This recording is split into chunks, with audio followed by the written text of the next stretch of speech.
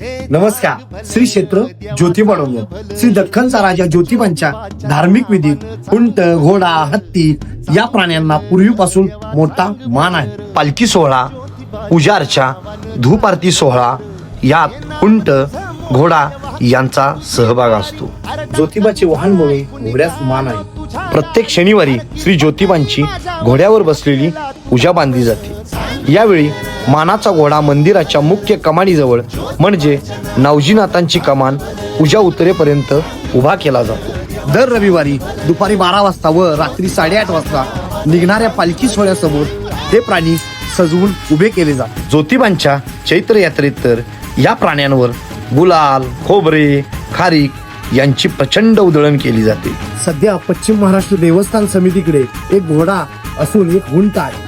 पालखी सोहळ्याची शोभा वाढवण्यासाठी वारणा उद्योग समूहाने श्री ज्योतिबांच्या चरणी हत्ती अर्पण केला होता. घोड्याच्या देखभालीसाठी किशोर भोसले आणि हुंटाच्या देखभालीसाठी राजेंद्र कचरे हे देवस्थान समितीने कायमस्वरूपी नेमलेले कर्मचारी आहेत.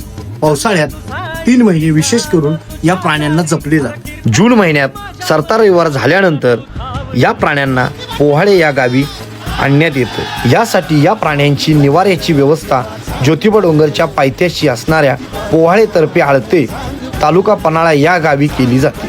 येथे या प्राण्यांसाठी देवस्थान समितीने पूर्वी छोटीशी थट्टी या नावाची इमारत बांधली आहे. शाही दसऱ्याच्या वेळी परत या प्राण्यांना ज्योतिबा डोंगरावरती आणले जाते. बोला ज्योतिबा या नावानं चांग बल.